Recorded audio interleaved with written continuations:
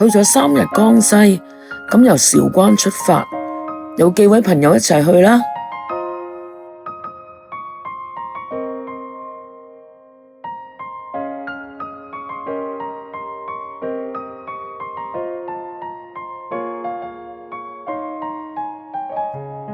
食咗咧一餐好豐富嘅午餐，有雞同埋有啲山坑魚。去到已經夜晚啦，只係睇到紅豆杉木。第二日咧先去咧水仙區睇瀑布。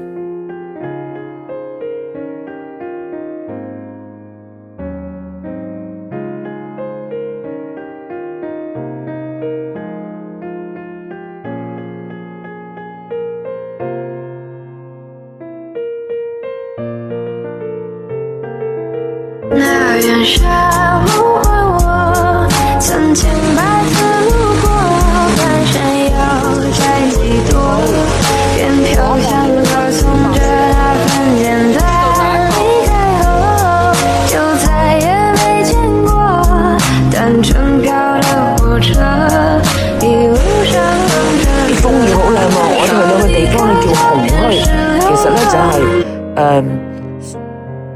以前毛澤東咧稅金咧咪喺個起義嘅，就喺呢度供應佢啲經濟嘅地方啦。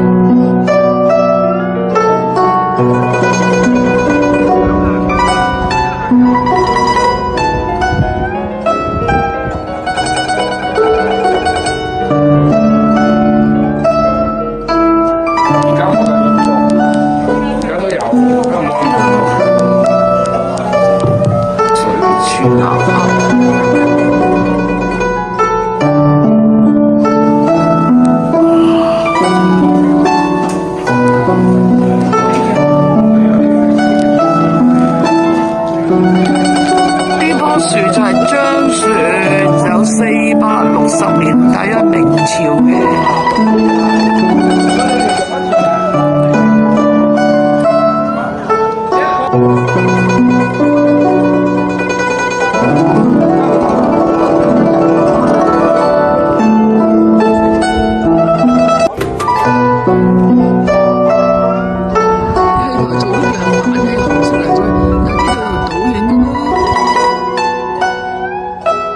我呢個幾靚。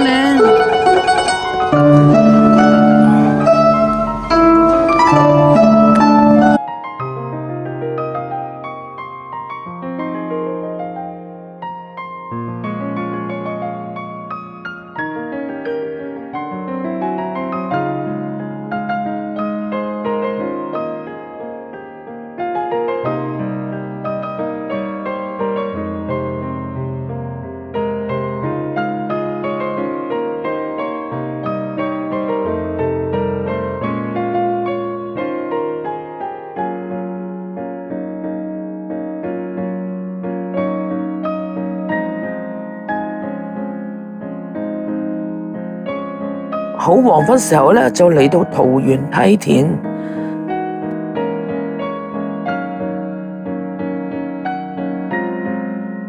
那远沙路换我曾千百次路过，半山腰摘几朵，便飘香歌颂着那份简单。离开后就再也没见过单纯飘的火车，一路上着歌。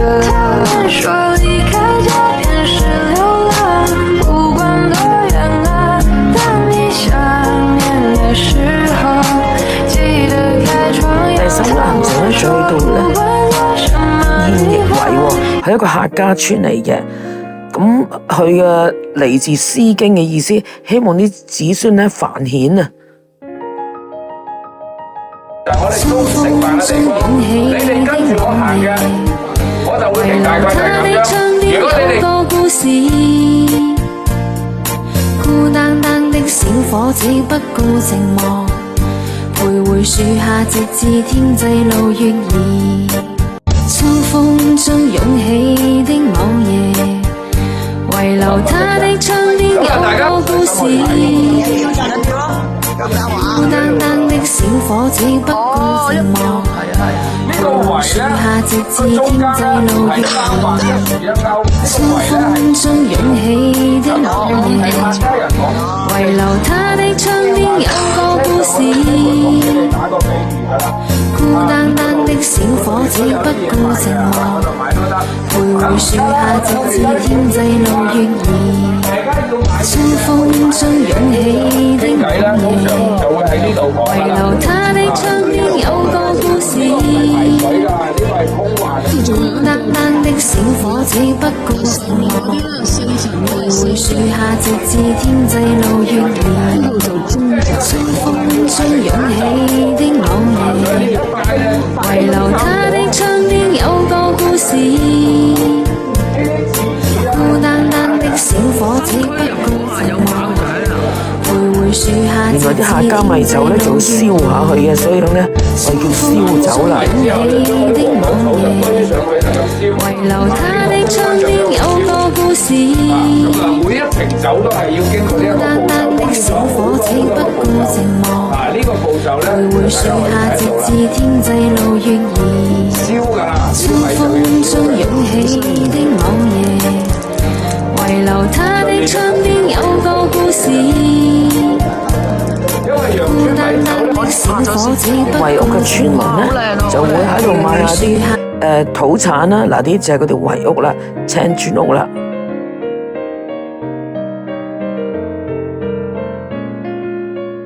而咧我就喺度敬安堂咧入邊咧嗰度食飯咯喎。